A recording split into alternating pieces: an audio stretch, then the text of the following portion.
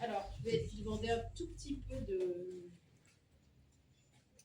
compréhension. En fait, j'ai compris hier à 16h que c'était moi qui devais présenter le livre et que juste je n'assistais pas simplement à la présentation. Voilà.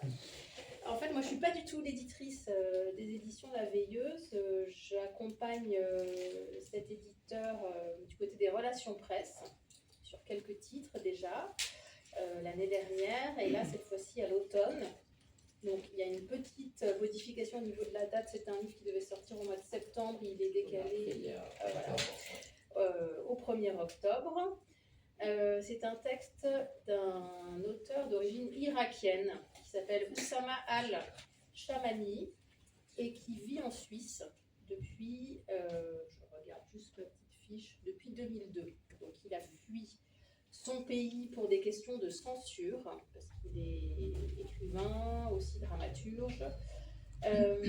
Ce roman, qui est un premier roman, est donc écrit en langue allemande. Le titre, qui est très beau, très poétique et qui vous met tout de suite dans une ambiance particulière, et les arbres ici parlent aussi l'arabe. C'est un roman assez autobiographique, dans le sens où il met en scène un narrateur qui est irakien, qui a fui l'Irak et qui s'installe en Suisse.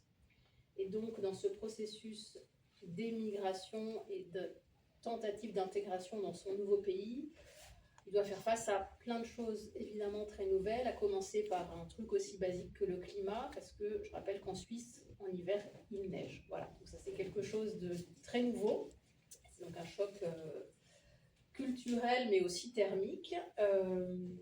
Et donc, on va suivre ce personnage qui s'appelle Oussama. Donc voilà, c'est vraiment un double de l'auteur. Il n'y a pas de choses cachées. Il raconte son intégration, ses premiers mois, les petits boulots qu'il essaie de faire. Il rencontre pas mal de personnes assez bien intentionnées. Enfin, il ne sent pas vraiment d'hostilité à son encontre. La seule chose qui est difficile, et elle est quand même centrale, c'est que évidemment il est seul, puisqu'il a laissé sa famille, il est seul à avoir quitté son pays, toute sa famille est restée en Irak, donc il a des nouvelles mais de manière très occasionnelle, et lui doit réapprendre à partir de zéro, à reconstruire quelque chose. Alors c'est un très beau texte, on peut dire que c'est un roman d'initiation en un sens.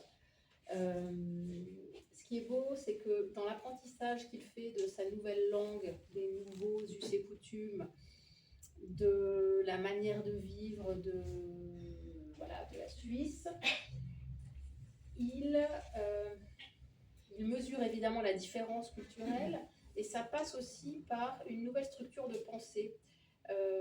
Il se rend compte que justement, comme c'est assez difficile d'être seul dans une nouvelle vie, ce qui lui procure un sentiment de réconfort, c'est d'aller se promener en forêt. Et il fait le constat que dans sa langue maternelle, le mot forêt, c'est un mot qui connote, c'est un mot inquiétant, c'est un mot qui connote le danger. La forêt, c'est l'univers du danger, du mystère.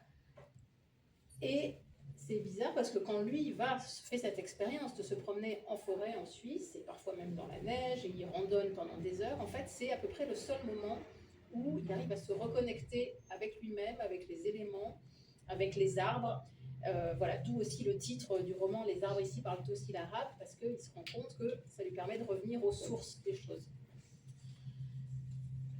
Et j'allais dire que tout bascule, c'est-à-dire que il y a un moment où, en effet, il se sent à peu près intégré, mais il y a un moment de rupture assez forte dans le texte parce qu'il va apprendre que son frère, qui, lui, est resté vivre dans la capitale irakienne alors que le reste de sa famille était plutôt parti dans le sud pour des questions de sécurité, ce frère disparaît.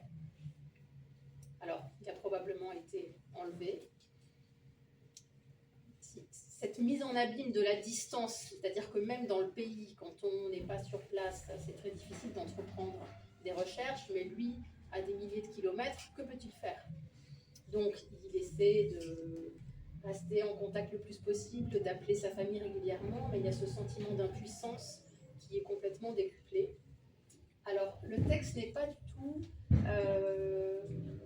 larmoyant, on n'est pas dans quelque chose de l'ordre du pathos, ça dit en mots très simples, et donc, pour moi, ça prend aussi cette dimension poétique, parce qu'il y a cette simplicité du langage, aussi du fait que cet homme est en train d'apprendre une nouvelle langue, donc il dit les choses avec simplicité.